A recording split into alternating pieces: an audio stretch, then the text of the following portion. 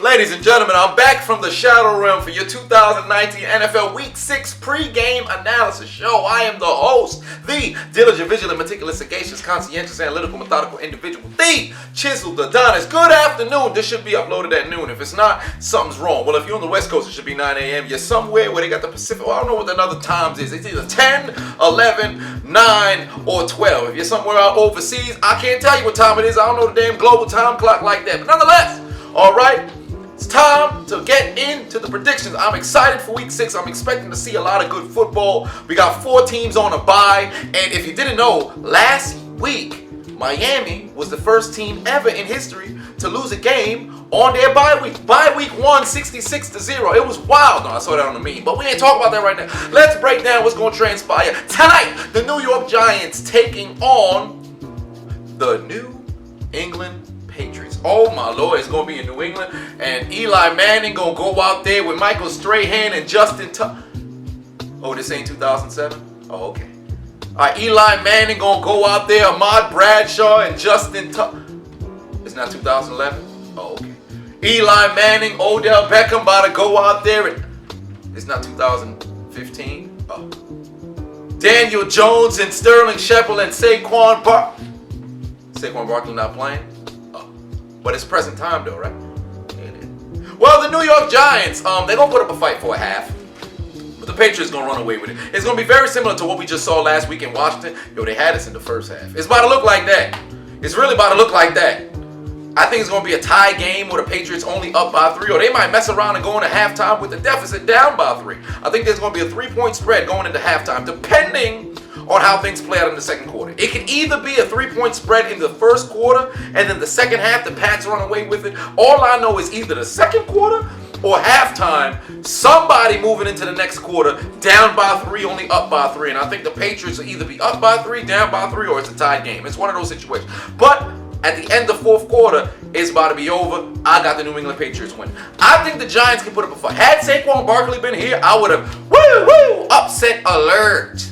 Because when both these teams play, it's always magic, it's always entertaining, and more importantly, I just think there's something about Saquon going against a Bill Belichick kind of team where he can show up and show out. Now, you know how Belichick operates. He takes away your top 2 offensive pieces, and somebody else got to beat you. If I'm Daniel Jones, first order of business, do not throw the football in any direction of Devin McCourty. I think it's 5 consecutive games this man has had an interception. All right, it's ridiculous. More importantly, if you feel like, somebody's not open, don't sit over here and try to make a play. You're not Big Ben. You're not somebody who can break out of people trying to hit you. When you get hit, you go down. Get rid of the football. You got to protect the football. But I got the Patriots winning this game. I think Stoney PlayStation Michelle on the ground. He's going to have a decent game. Maybe 80 yards. I don't think he's going to go over 100. Maybe 80. Through the air, I'm not sure if James White is healthy and playing. I'm not sure what it is. Whether it's him or Bolden, it's weird. I've seen a combination of Bolden being in the game. Whenever Bolden's in there, it always makes me wonder, is James White playing? What's the deal? Because they're running back by committee, although Stoney Michelle is the one who makes stuff go. Rex Burkhead, I think he's still hurt right now. But whatever the case is, the running backs, I think they will end up being the leading receivers for this particular game up until the second half, probably midway through the third quarter, when Edelman and Flash Gordon get going. I think Josh Gordon makes his way into the end zone.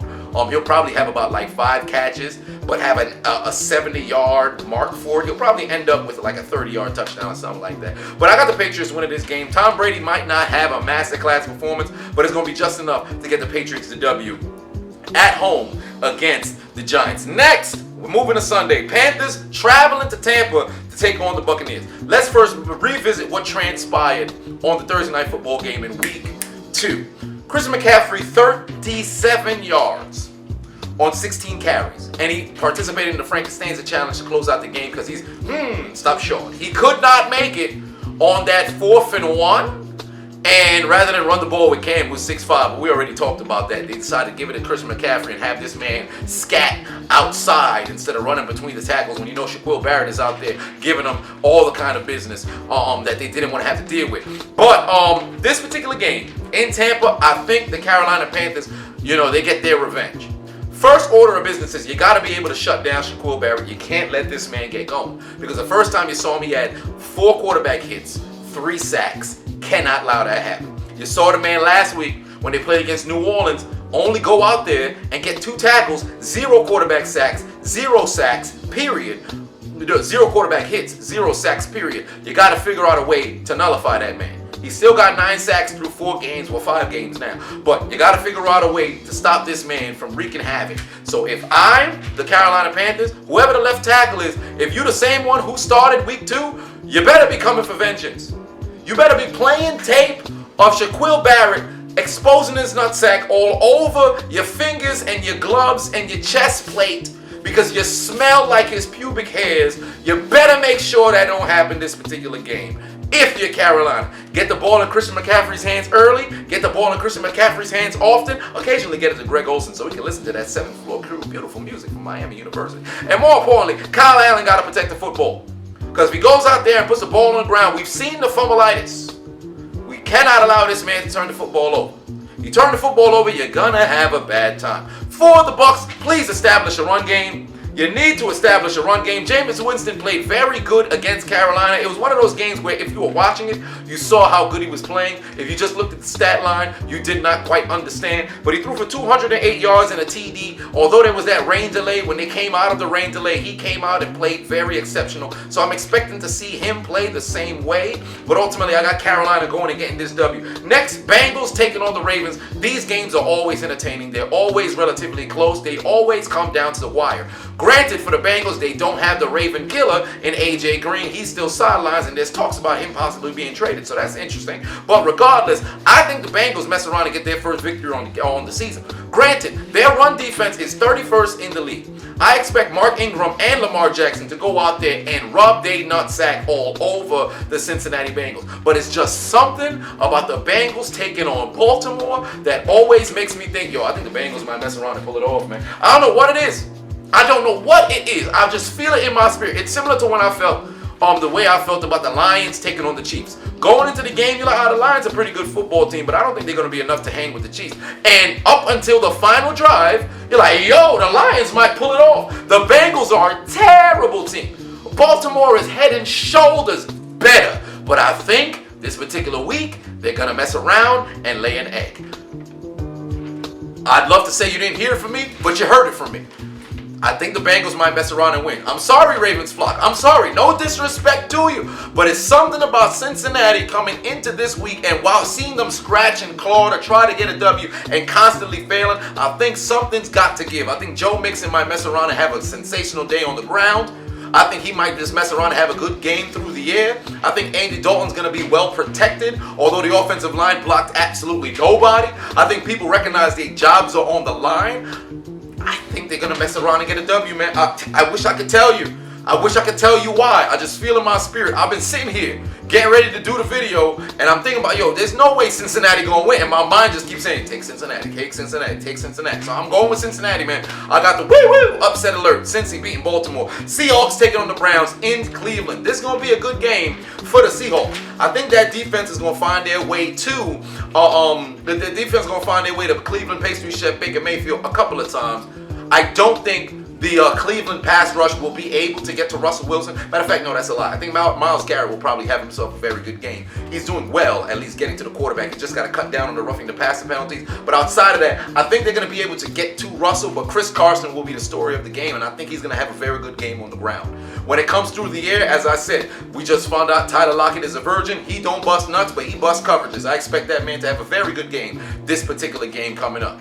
All right, Will Dissly has been killing teams from that tight end position all goddamn game, all goddamn season. I expect him to replicate what we saw from George Kittle this past Monday night. I got Seattle winning this game in Cleveland. If I'm Cleveland, give the damn ball to Nick Chubb. Stop trying to play through Baker. If you're playing through Baker, you're gonna find yourself in a very precarious situation because Seattle is an opportunistic defense. I don't care whether they don't have the Legion of Boom or not. If you're trying to play through Baker, Bobby Wagner going to figure out your plays immediately, and in the second half, it's going to be a turnover party the same way it looked when you played against Tennessee. Give the ball to Nick Chubb. Let Nick Chubb get yards on the ground, and then you can open up your whole playbook, and then Freddie Kitchens can call those gadget plays. But until then, stop. I would go hand it to Nick Chubb, very first play of every single drive. So then by the third drive, play action. Where's Odell? Where's Jarvis? And stop trying to go for the home run with the deep ball. I understand you got home run hitters, but you don't need to, that's our primary passing option. Hit the intermediate. Odell Beckham is one of the better receivers in the league when it comes to catching slants and turning it into a touchdown. Get him the rock there. You see the jersey I'm wearing, Jerry Rice? This is his staple. I'll catch a slant at 7, I'll take it 65. I'll catch a slant at 10, I'll take it 80. Get the ball to Odell in the intermediate sort of routes. You do that, he'll be dominant. Get the ball to Jarvis on possession sort of situations. You're in 3rd and 7, hit Jarvis on a hook over the middle. You're 3rd and 2, hit Jarvis on a curl on the outside. It's 2nd and 4, let's hit Jarvis on a clearing route going out towards the left-hand side. Use your brain. It's very simple. I don't understand how the Cleveland cannot succeed offensively with this Madden offense. It's very simple. The strengths of every single player is right there. It's evident. I don't know what's going on with Baker and Freddie Kitchens. They got to get it together. But I got Seattle winning in Cleveland. But I expect this to be a very good game. Honestly, I believe it could go either way. But I'm leaning more towards Seattle because of the utter ineptitude being found in Cleveland's offensive passing call. I don't know what the hell they're doing. Give the ball to Nick Chubb and then play smart when you're passing the football. Next, Saints taking on the Jags in Jacksonville. Trap game. I think the Jags mess around and get this W. Woo! Upset alert.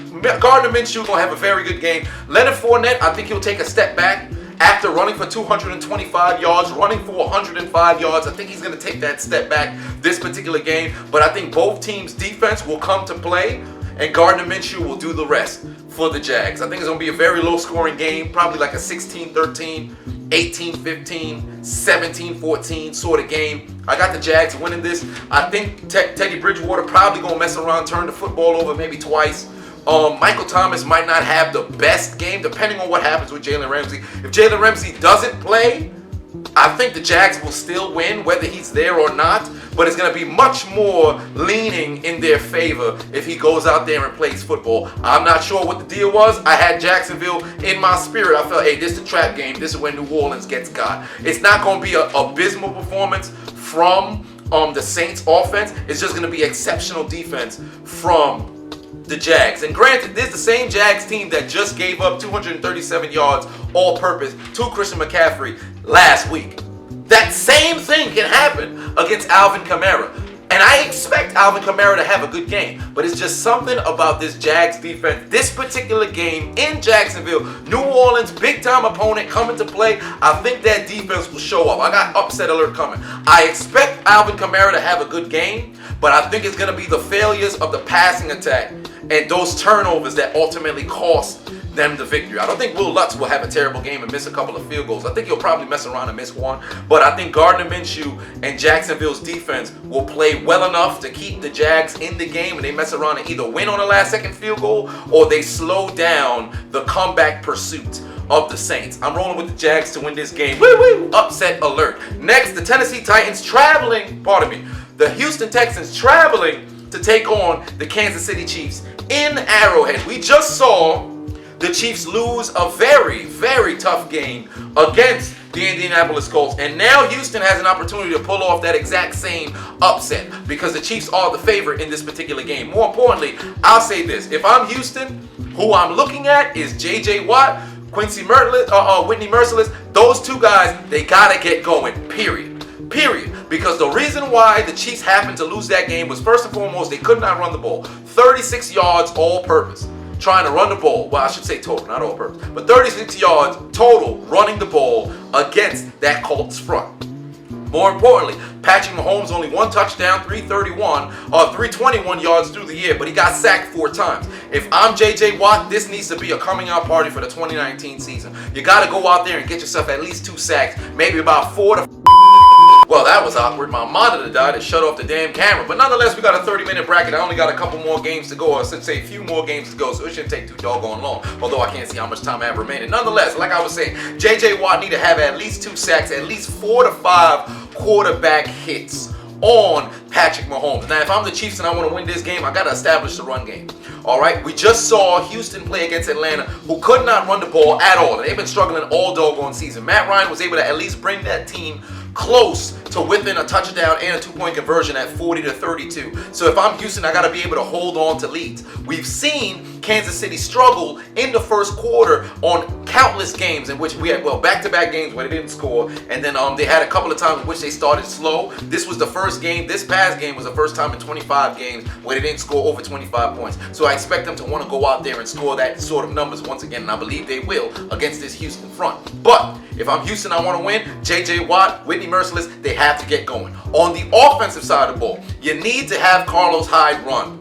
He needs to run over 80 yards. Deshaun Watson needs to be protected. Because if he's not protected, you're going to have a bad time. You got guys who could take the football away on that Kansas City defense. Honey Badger's the Honey Badger for a reason, and he'll get his hands on the football and intercept a pass, force a fumble recovery, whatever the case is, and he has the ability to turn that into points. So if I'm Houston, protect Deshaun Watson, run the football. Our front four on our D-line has to come to play. Those are their three keys. If I'm Kansas City, run the football, get LaShawn McCoy going, get Damian Williams going, get Darrell Williams going. Whoever the hell is this that's getting the carries, they need to run the football effectively. And God damn it, get Travis Kelce the ball.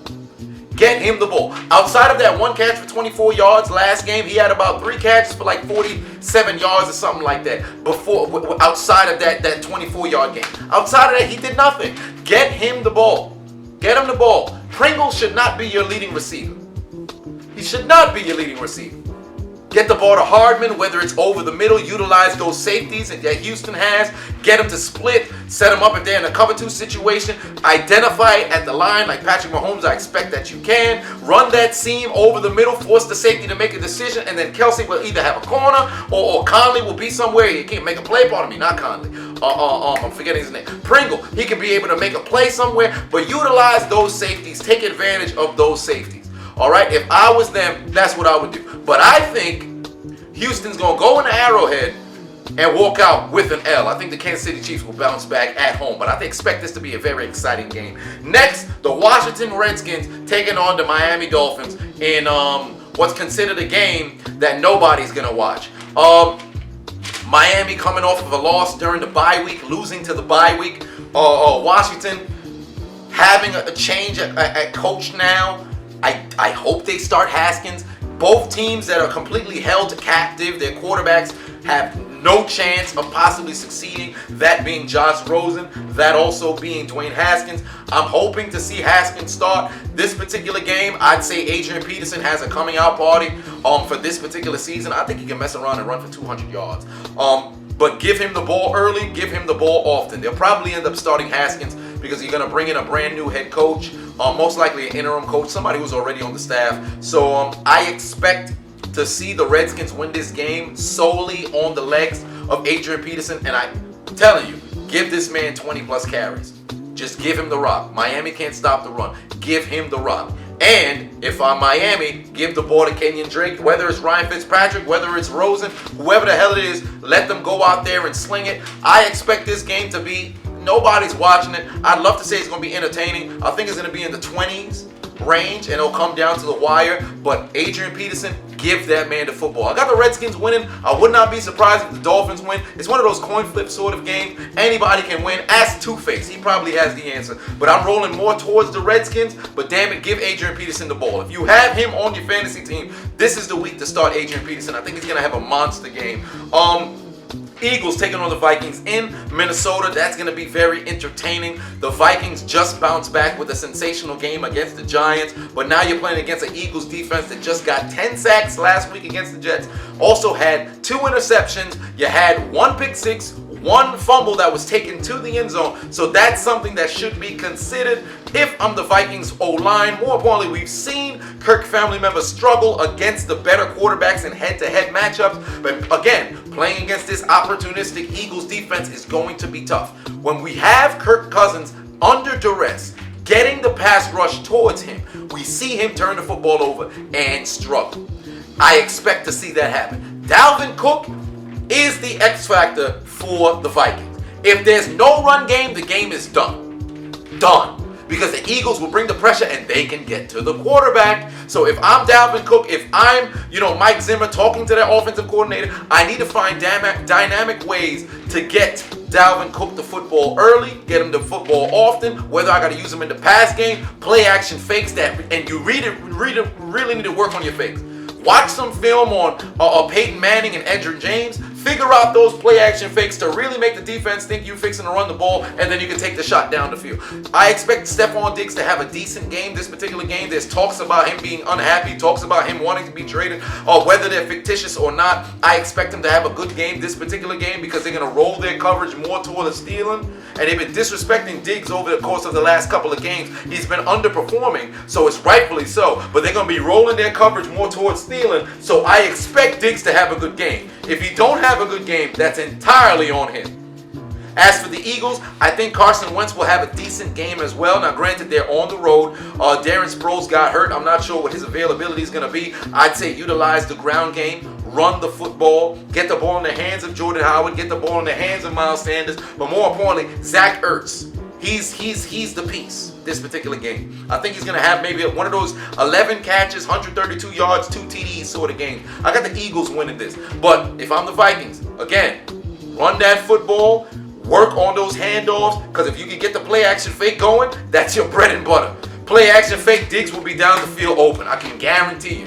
But I'm rolling with the Eagles to win this game. Falcons taking on the Cardinals. I think the Falcons can finally get themselves a W.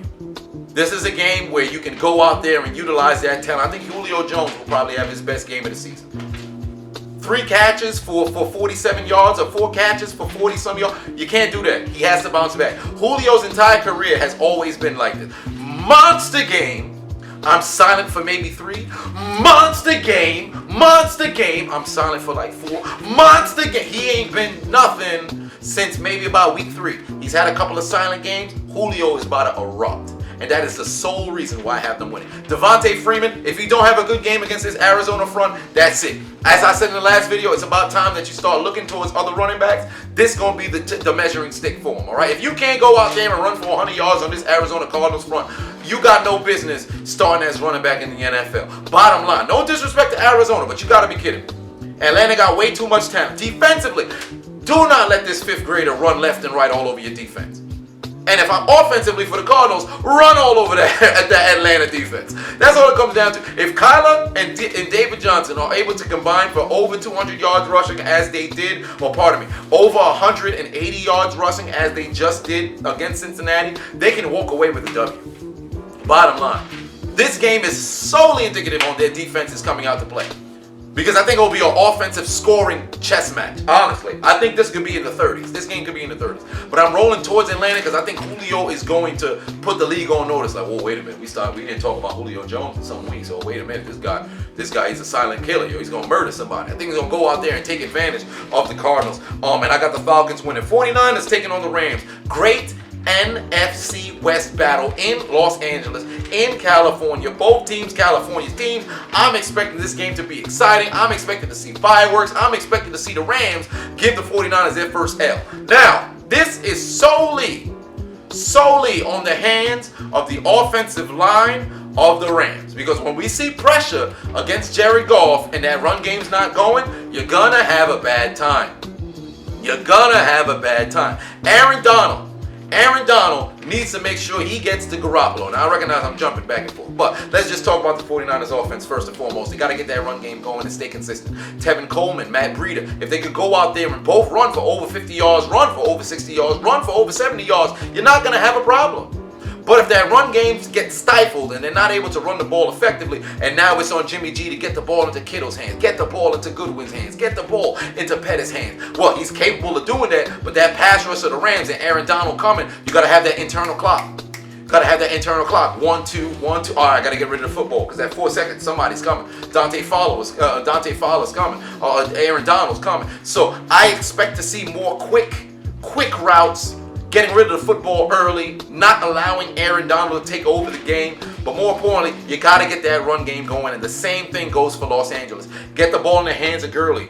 All right, early. Get him the rock. And Gurley, I understand. My knee. I took an arrow to my knee. My leg. You got to run. You got to run. This is the game where you need Gurley to have over 130 yards on the ground and maybe 160 yards all purpose. It's necessary because this 49ers defense is coming. Andrew Whitworth, you're going to have some work, man, because Nick Bosa is coming. He's coming. Jared Goff, you had some issues with turning the football over. As of late, I think over the course of the last 2 seasons, nobody's turned it over more than Baker and Jared Goff. So you got to figure out a way to protect the football because the 49ers will catch a pick. They will turn it into points. You still got Richard Sherman who's catching interceptions at his age. So you might want to be able to protect the football. If I'm them, Cooper Kupp, get him the football. Cooper Kupp, Cooper Kupp, Cooper Kupp. I'm not sure what the thing is with Brandon Cooks, where we stand right now, whether he's going to be able to play or not. I got to check the injury report. They didn't really say anything just yet. You got Robert Woods. I expect to see a good game from him. But Cooper Kupp, get him the football. Gerald Everett, make up for last game. Make up for last game. What happened to my hands? You got to make up for it. But I think the 49ers will take their very first L. The Rams going to win a game at home. And I guess take them down a notch and put Seattle in a situation where Seattle's number 1 in the NFC West. Next, the Titans taking on the Broncos. On the road, Tennessee going to Denver. I think Denver can mess around and get this W. I think they can. I expect Tennessee to bounce back and play a very good game.